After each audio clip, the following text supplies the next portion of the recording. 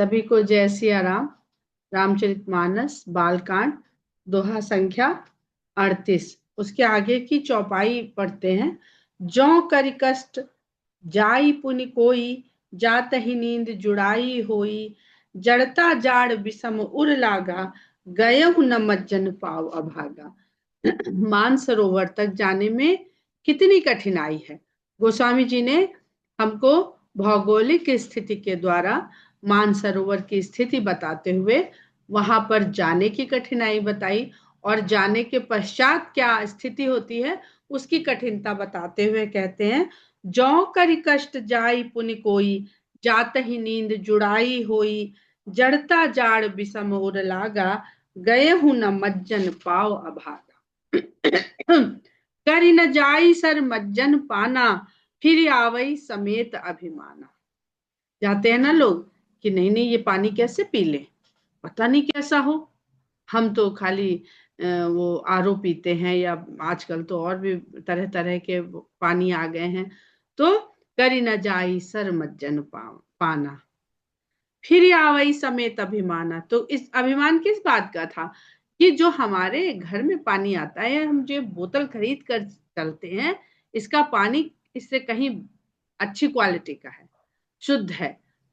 तो ये अभिमान है कि इसी प्रकार, जिस प्रकार भौतिक वस्तु का अभिमान होता है, उसी प्रकार आध्यात्मिकता का भी अभिमान होता है, उसी प्रकार ज्ञान का अभिमान होता है। तो जौ बहोरी को पूछन आवा, सर निंदा करिता ही बुझावा, सकल विघ्न व्यापहि नहीं तेहि, राम सुकृपा बिलो कहीं जेहि। सोई सादर सर मज्जनु करई, महाघोर त्रैताप न जरई। तो कोई ये ना सोचे कि हम अपने क्षमता, अपने साधन, अपने आर्थिक जो हमारी संपन्नता है उसके कारण वहां तक गए भी, और हमारी श्रद्धा, हमारा प्रेम, हमारा विश्वास ऐसा उससे था अलग इसलिए कि रखते हैं हमने इसमें कि कहीं गलती से ना चल मज्जन जाए, पान इसलिए अलग स्नान रखते सब हैं कुछ अपन। किया।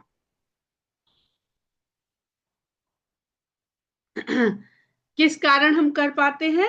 सकल विघ्न व्यापहि नहीं तेहि, राम सुकृपा बिलो कहीं जेहि, सोई सादर सर मज्जन करई, महाघोर त्रैताप न जरई। केवल एक ही साधन तो बहुत उन्होंने बताया, रास्ते का खर्चा, फिर संगत, फिर रास्ते की कठिनाइयां, किस किस तरह के रास्ते, पहाड़, नदी, नाले, जंगली पशु, बहुत तरह की कठिनाइयां बताते हुए, और उसके बाद भी वहां जाड़ा बहुत लगता है, क्या टेम्परेचर होता है वहां पर सब जानते हैं। तो वो उसके बाद भी वही केवल उसमें स्नान, यानी वही डूब पाता है मानस रूपी कथा में, जिसके ऊपर भगवान की कृपा दृष्टि हो जाती है। ते नर यह सर तजहि न काऊ, जिनके राम चरण भल भाऊ। जिनके मन में राम के चरणों में सुंदर भाव होता है, अच्छे भाव होते हैं। ते नर यह सर तजहि न काऊ, वे इस सरोवर को आकर के फिर छोड़ के नहीं जाते। वो क्योंकि छोड़ के चले जाएंगे तो फिर आगे स्नान नहीं कर पाएंगे, तो इसलिए वो उसका उसका त्याग ही नहीं करते हैं। वो मानस कथा का त्याग फिर नहीं करते। रोज पढ़ेंगे। हम लोग के माता पिता, दादी दादा, नाना नानी, कितने बुजुर्गों को हम लोग ने देखा जो, और हम लोग याद करते कि भाई वो तो रोज पाठ करते थे और कोई नियम कायदा नहीं था। पूजा पाठ के लिए बहुत नियम कायदे थे, पर रामायण कहीं अपना तखत पे बैठे हैं, तखत पे खोल ली, बाहर बरामदे में बैठे हैं वहां खोल के बैठ गए, चार लोग और सुनने लगे, पूजा घर में बैठ के पढ़ने लगे, आंगन में बैठ के पढ़ने लगे। तो जहां चाहे वहां इस राम कथा का गायन हो सकता है। जो नहाई चह एहि सर भाई, सो सतसंग करो मन लाई, अस मानस मानस चख चाही, भय कवि बुद्धि विमल अवगाही।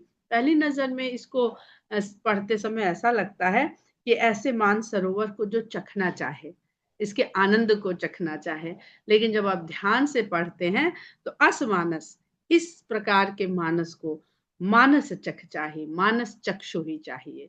यानी वहां तक पहुंच के भी आंखों से देख लिया तो कुछ नहीं प्राप्त हुआ।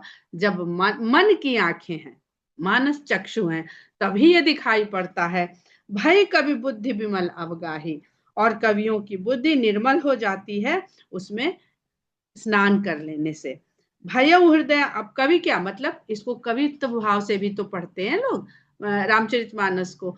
तो अगर कवि भाव से भी पढ़ रहे हैं तो उनकी बुद्धि भी निर्मल हो जाती है।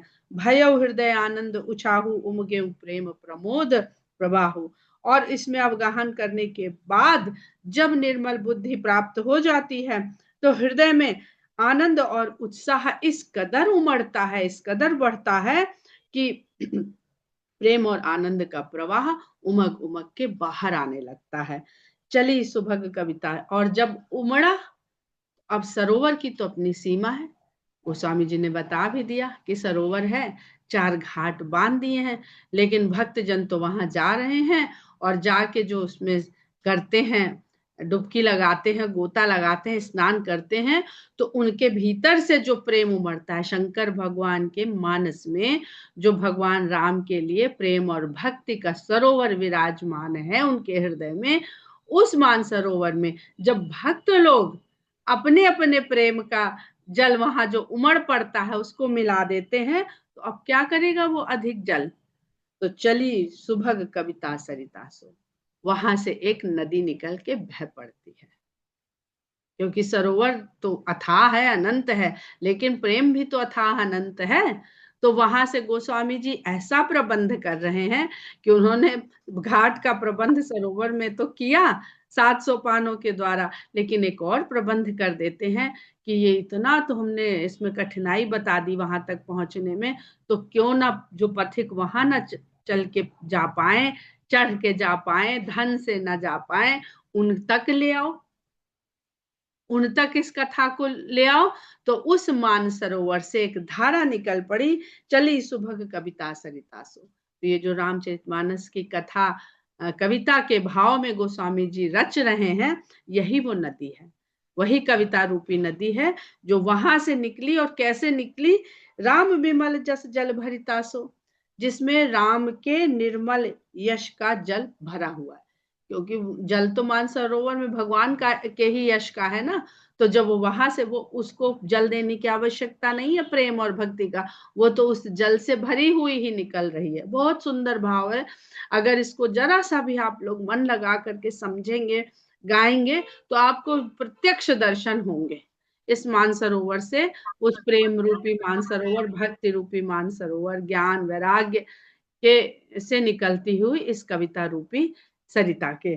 और सरजू नाम सुमंगल मूला, लोक वेद मत मंजुल कूला।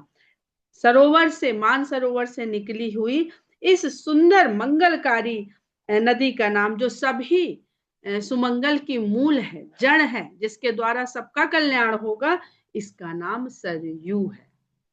तो यथा सरोवर तथा सरयू, यू शब्द हम लोग बहुत लगाते हैं ना, यूं ज्यों का त्यों, तो यू यू बहुत जो जितने भी देशज शब्द हैं उसमें यू कह देते हैं, जैसे के लिए लोक वेद मत मंजुल कूला। और इसके जो अब नदी के वहां 4 घाट हैं, पर नदी के तो नदी जब आगे बढ़ती है, प्रवाहित होती है, तो 2 किनारों के बीच में बंध के, उसकी भी अपनी मर्यादा है। बनारस के ऊपर एक बड़ा सुंदर प्रसंग सुना कि बनारस, वाराणसी के लोग, काशी के लोग गंगा जी की बहुत पूजा करते हैं, अर्चना करते हैं, आरती करते हैं, इतना श्रद्धा भाव रखते हैं। और आरती प्रसिद्ध है, जो लोग जाते हैं गंगा जी की आरती देखने के लिए सुबह शाम प्रयास करते हैं कि भाई ऐसे समय पे जाएं जो गंगा आरती का दर्शन हो सके। एक कोई महात्मा है, उन्होंने कहा, ये रामायण के ही प्रसंग में या महाभारत के प्रसंग में, तो उन्होंने कहा कि जब गंगा भी अपने इन किनारों को तोड़ के लोगों के घरों में घुसती है, तो मतलब मर्यादा नहीं तो छोड़नी चाहिए। गंगा भी जब अपनी मर्यादा तोड़ती है, तो वही काशी के निवासी जो गंगा की आरती करते हैं, झाड़ू से गंगा के जल को बुहार के अपने घर से बाहर फेंकते हैं। तो मर्यादित वस्तु की ही पूजा होती है, मर्यादित वस्तु का ही आदर सम्मान होता है। अमर्यादित को झाड़ू मार के ऐसे ही वहां से खेदा जाता है, बाहर निकाला जाता है।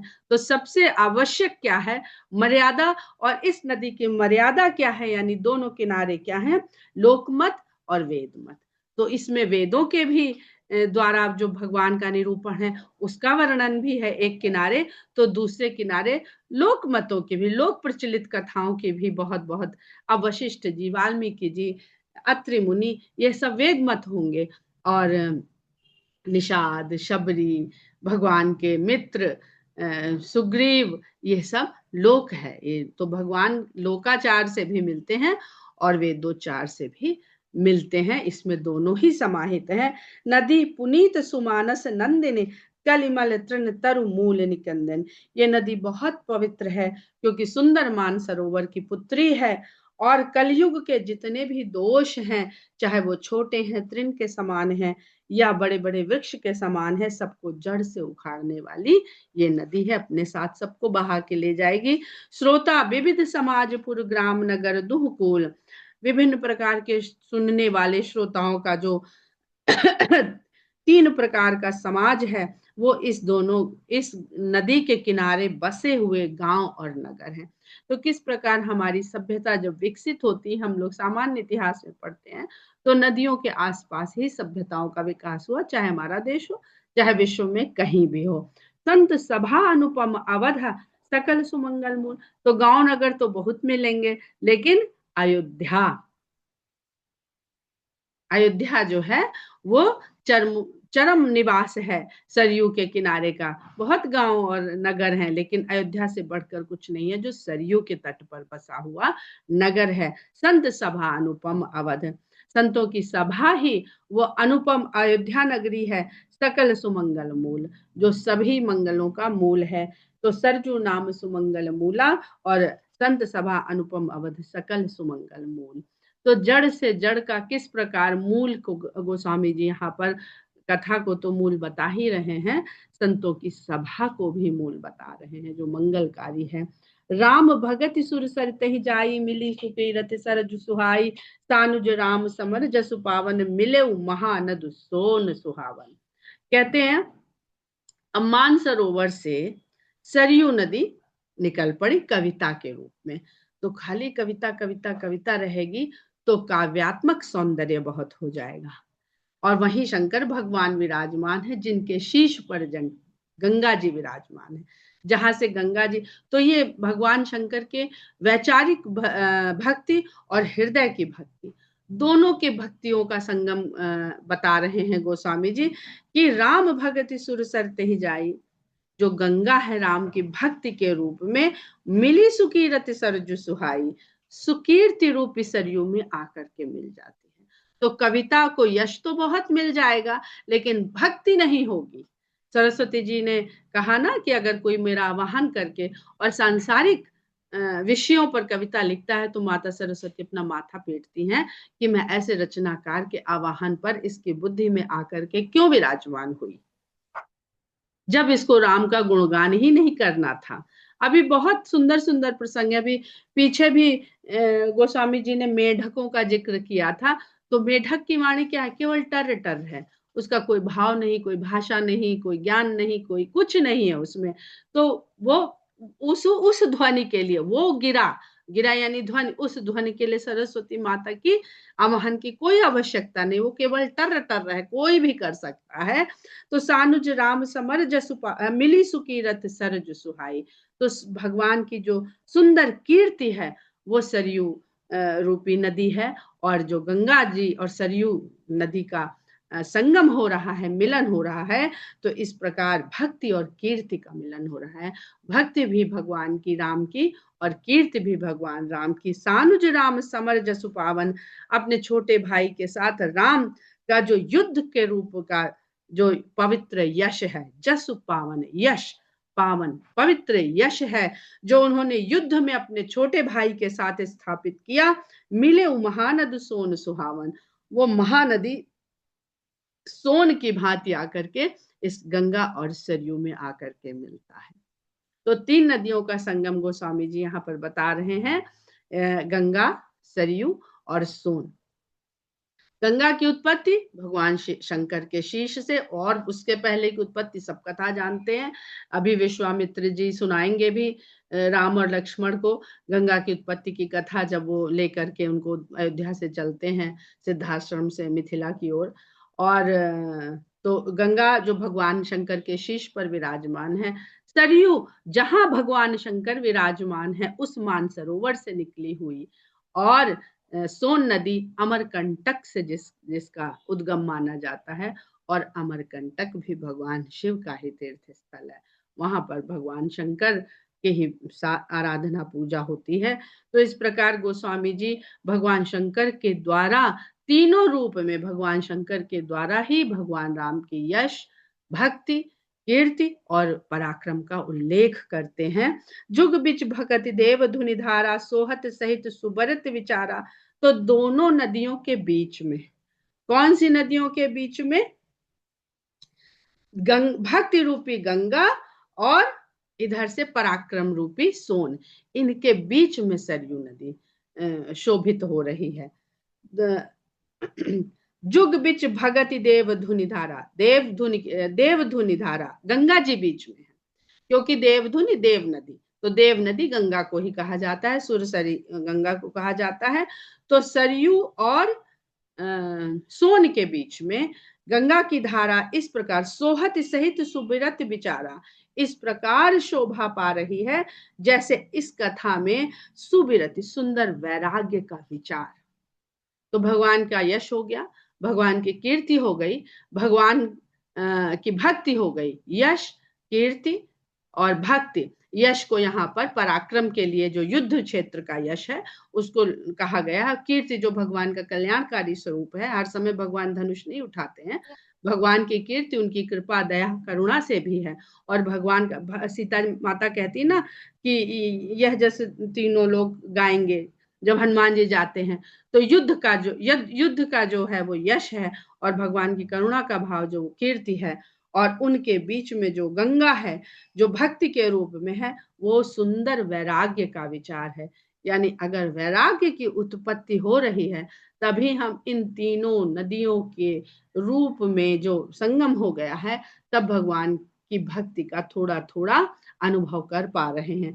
त्रिविध ताप त्रासक तिमुहानी, राम स्वरूप सिंधु समूहानी। तीन प्रकार के तापों को त्रास देने वाली, कष्ट देने वाली ये तिमुहानी नदी, तीन मुख वाली नदी है।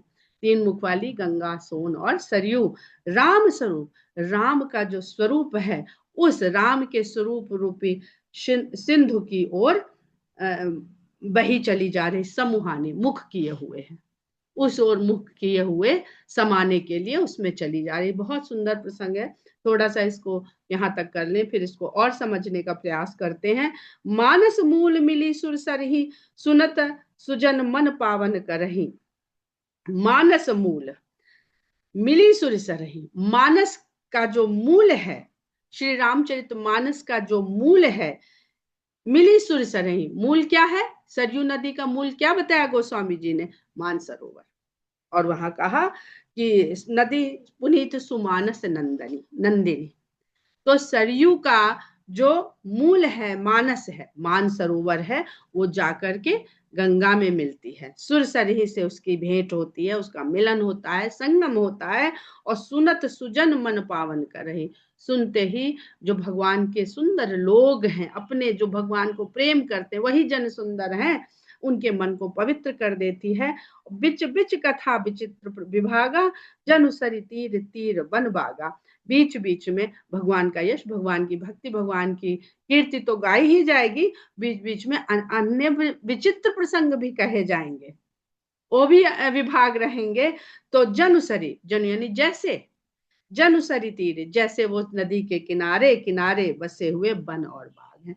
नदी तभी सुंदर लगती है जब उसके किनारे किनारे सुंदर वन बाग हो, और जितना लोग बसते जाते हैं तो नदी के किनारे सुंदर होते जाते हैं। आजकल की मत करिए, आजकल तो जहां जहां नदियां के किनारे लोग बस गए हैं उसको प्रदूषित किया है, क्योंकि मल युक्त है कलयुग। तो हम अपना मल उस निर्मल नदी को दे रहे हैं। उमा महेश विवाह बराती, ते जलचर अग्नित बहुभांति। और इसमें उमा और महेश के विवाह और बरातियों का भी वर्णन होगा। वो इस नदी में रहने वाले अनगिनत जलचर हैं, जलचर जीव हैं। तो जलचर जीव क्या सुंदर भी होते हैं और भयानक भी होते हैं। तो शंकर जी की बारात में ज्यादातर भयानक ही रूप वाले लोग हैं। इतना सुंदर गोस्वामी जी ने वर्णन किया। उमा महेश विवाह बाराती, राम की विवाह, राम की बारात और शंकर भगवान का विवाह, शंकर की बारात, इस पे चर्चा अवश्य करेंगे हम लोग आगे जैसे जैसे ये प्रसंग आएंगे। तो उमा महेश विवाह बराती, ते जलचर अग्नित बहुभांति, रघुबर जन्म आनंद बधाई। अब नदी है तो नदी का सारे गुण वर्णन कर रहे हैं गोस्वामी जी। रघुबर जन्म आनंद बधाई, भंवर तरंग मनोहरताई। और उसके बाद जा करके जब उमा और महेश का विवाह हो जाएगा तब रघुवर का जन्म होगा। अर्थात इस नदी में स्नान करने से जब श्रद्धा और विश्वास का विवाह हो जाएगा, जब श्रद्धा और विश्वास की संगत हो जाएगी, तभी आपके हृदय आंगन में राम का जन्म होगा, राम अवतरित होंगे। जो उन्होंने कथा में निभाया है क्रम, वो क्रम वो वहां यहाँ पर बताते चल रहे हैं। तो राम का जो जन्म रघुवर, क्योंकि रघुवंश में जन्म लेंगे तो यहाँ पर वो भगवान राम के रघुवर नाम का प्रयोग करते हैं। रघुवर का जन्म और उस जन्म में गाए जाने वाली बधाइयां और आनंद भंवर और तरंग हैं जो मनोहरताई, जो बड़े ही मन को हरने वाले। अब आनंद भंवर है और बधाई तरंग। आनंद भंवर है क्यों? क्योंकि आनंद में आदमी डूबता है। तो इस संसार के भंवर में जो फंसता है वो दुखदाई भंवर है, लेकिन राम के आनंद में जो मन डूबता है वो सुखदाई भंवर में डूबता है। जैसे दशरथ जी डूब जाते हैं, भूल जाते हैं। यही तो पढ़ा है कि जब उनको बताते हैं तो आनंद में मग्न हो जाते हैं, फिर अपने को संभालते हैं और आगे का जो भी बांटना है, सबको खुशी में देना है, वो करते हैं। तो आनंद रूपी भंवर में कब कब कौन डूबेगा, वो अवश्य याद रखिएगा इन सब बातों को। और बधाई, बधाई देने दशरथ जी वहीं बैठे, सुना और आनंद मग्न हो गए, डूब गए उसमें। फिर अपने को संभाला और उठ के खड़े हुए कि भाई इस मनाना भी है, इतना सुंदर हमारे पास ये आनंददायक अवसर आया है, तब संभालते हैं अपने आप। तो भंवर से निकलने के लिए संभालना पड़ता है। शंकर भगवान भी जब कथा सुनाते हैं तो भूल जाते हैं, फिर संभालते हैं और फिर उस आनंद से बाहर आकर के फिर, क्योंकि आनंद में डूबना ही तुर्यावस्था है, वहां जाने के बाद व्यक्ति बाहर नहीं आना चाहता। पर इस संसार के लिए, इस संसार के कल्याण के लिए शंकर भगवान भी स्वयं को संभालते हैं और उस आनंद रूपी भंवर से बाहर आते हैं, और दशरथ जी भी अपने को संभालते हैं। बाकी तो सब भगवान की लीला है, जो भगवान चाह रहे हैं वो हो रहा है। लेकिन उस लीला में बीच बीच में किस प्रकार भगवान को चाहने वाले लोग उस आनंद में डूबते चलते हैं, उसका आनंद उठाते चलते हैं। और तरंगे बधाई देने अयोध्या के नर नारी आते हैं तो तरंगे चलती हुई आगे बढ़ती जाती हैं। तरंगे होंगी तभी भंवर होगी। तो वो तरंगे हैं जो अयोध्या के स्त्री पुरुष हैं, जो बधाई देने आ रहे हैं और जो वहीं पर अपने मगन हुए जा रहे हैं, वो सब भंवर है। बाल चरित चहुबंधु के बनज विपुल बहुरंग, नृपरानी परिजन सुकृत, मधुकर बार विहंग। फिर भगवान बाल चरित चहुबंधु के, चारों भाइयों के फिर जो बाल चरित का इसमें वर्णन होगा, वो बनज विपुल बहुरंग, वो अनेक रंगों वाले बहुत सारे कमल हैं। उन्होंने बहुरंग कह दिया, कमल के अनेक रंग हैं, रंगों का बखान ही नहीं किया कि किस किस। हालांकि जब उन्होंने लिखा है तो रक्त वर्णी लाल कमल और नील कमल का प्रयोग कभी कभी किया है, लेकिन यहाँ उनको लगता है कि उनके रंग के जो विशेष हैं उससे बाहर हो गए। वो रंग के में दो तीन रंगों में बांधना नहीं चाह रहे हैं भगवान के चरित्र को, और वो भी बाल चरित्र को, क्योंकि बच्चा कब क्या कर देगा और किस तरह से आनंद दे देगा वो कोई नहीं जानता है। तो वहां पे भगवान को के बाल चरित्र को लिख देते हैं। बनज विपुल बहुरंग, नृप रानी परिजन सुकृत, मधुकर बार विहंग। और राजा रानी और परिवार के लोग, ये सब वो सुकृत पुण्यात्माएं हैं, वो जो भंवरा बन करके इन कमल को मंडराते हैं और इसका इस पराग का आनंद लेते हैं। बार विहंग और जलचर पक्षी भी है। तो जलचर पक्षी ज्यादातर समय जल में। तो जो अयोध्या के नर नारी हैं वो तो महल के बाहर रहते हैं, वो आनंद नहीं ले पा रहे हैं भगवान को स्पर्श करने का। और जो अयोध्या के जो महल के लोग हैं, जो परिवार वाले लोग हैं, वो तो वहीं रहते हैं, महल के भीतर ही रहते हैं। जब भगवान हर समय कुछ ना कुछ कर रहे हैं तो वो जल पक्षी है। जल पक्षी ज्यादातर समय जल के स्पर्श में रहता है। और मधुकर वहीं ऊपर ऊपर कमल के मंडराया करता है। सिय स्वयंवर कथा सुहाई, सरित सुहामनी सो छवि छाई। सीता के स्वयंवर की जो सुंदर कथा होगी, सरित सुहामनी, वो इस नदी की सबसे सुंदर छवि है। कितना, अब ये देखिए, सरित सुहामनी सो छवि छाई, तो जब सीता माता आई हैं तो उस समय जो तुलसीदास जी ने छवि का वर्णन किया है कि वो तो छवि को सुंदरता देने वाली दीप शिखा के समान है सीता जी। बहुत सुंदर उन्होंने वर्णन किया है। और नदी नाव पट प्रश्न का, केवट कुशल उतर सबिबे का। हम लोग इस दोहे पर बढ़ने से पहले जो गोस्वामी जी ने इसका वर्णन किया है तीन नदियों का, इसको थोड़ा सा और समझ लीजिए कि जो राम कथा है सरयू है, राम भक्ति है वो गंगा है, और राम पराक्रम सोन नदी है। पर यहाँ पर गोस्वामी जी ने सानुज जोड़ना नहीं छोड़ भूले हैं। तो कथा राम की है, भक्ति, अब ये देखिएगा सीता स्वयं पुष्प वाटिका में किस प्रकार गोस्वामी जी राम लक्ष्मण के एक होने और दो होने के भाव को कितना सुंदर कह देंगे। अगर आप लोग याद रखिएगा और हमें भी याद रहा उस समय, तो इसको जोड़ के वहां पर हम लोग जरूर इसका प्रयास करेंगे समझने का। पराक्रम के समय लक्ष्मण जी को वो भगवान के साथ जोड़ते हैं। तो पराक्रम क्या है, युद्ध, रण, वीरता, ये वाली जो भगवान ने लीला करी है। तो जो मानसरोवर है वो शिव स्वरूप है। अब देखिए यहाँ पे जो लिखा है ना इन्होंने, गोस्वामी जी ने लिखते हैं कि राम स्वरूप सिंधु समूहानी, राम स्वरूप और शिव के स्वरूप से राम, यही रामत्व, शिवत्व और रामत्व है। यही शिवत्व से रामत्व की प्राप्ति और रामत्व से शिवत्व की प्राप्ति, यही पूर्ण चक्र है। रामत्व और शिवत्व का ही चक्र पूर्ण चक्र है। तो मानसरोवर जो है वो शिव स्वरूप की अवस्था है, जो ध्यानस्थ स्थिर अवस्था है। सरोवर का जल में गति नहीं होती, वहीं रहता है।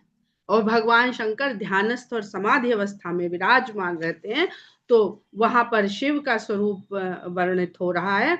लेकिन भगवान शंकर के शीश पर जो जटा है वो शिव का शीश है। तो शिव का स्वरूप और शिव का शीश, जहां से गंगा की धारा निकलती है, वो राम ज्ञान और वैराग्य उसमें निहित है। अभी जो आप लोग ने चौपाइयां सुनी है उससे आप लोग इसको जोड़ के समझ लेंगे। तो शिव शीर्ष से गंगा, और मानसरोवर से सरयू, और अमरकंटक से सोन नदी। सोन का मतलब सोना, हिरण्य। जब जब जल, गंगा का जल लहराता है और सूर्य की किरणें पड़ती हैं तो वो सोने के जैसा जल चमकता है। वो यश और पराक्रम है। और जगह जगह पर इन नदियों का संगम होता है। एक संगम प्रयागराज में गोस्वामी जी गंगा, यमुना और सरस्वती का भी कहेंगे, वो उसका अलग आध्यात्मिक व्याख्यान है। और जिस प्रकार संगम के पश्चात आगे बढ़ती चली जाती हैं नदियां, सोन नदी का बिहार में कहीं पर होता है संगम गंगा के साथ। तो जो समुद्र में जाकर के जब मिलती हैं, गिरती हैं जाके, वो राम का स्वरूप है। गोस्वामी जी ने इस वाली चौपाई में बता दिया, राम स्वरूप सिंधु समूहानी। और तीन नदियों की अगर हम बात करें तो हमारे अपने शरीर में जो हमारी तीन नाड़ियां होती हैं मुख्य, सुषुम्ना, इड़ा, पिंगला, यही तीन तिमुहानी नदियां हैं। और इनमें जो बीच की वो ज्ञान वैराग्य, कभी भी आप इसको जोड़ के किसी भी स्वरूप में, जब राम लक्ष्मण सीता का स्वरूप बार बार गोस्वामी जी बताएंगे, वहां से भी समझ सकते हैं।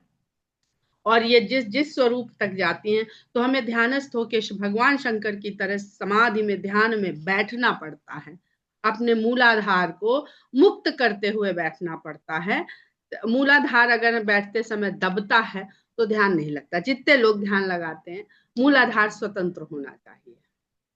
आपका ऐसा बैठने का आसन होना चाहिए कि जो हमारी हड्डियां हैं हम उन पर बैठें, और जो हमारी टेल बोन होती है वो स्वतंत्र होनी चाहिए, वो जमीन पे जुड़ी हुई नहीं होनी चाहिए।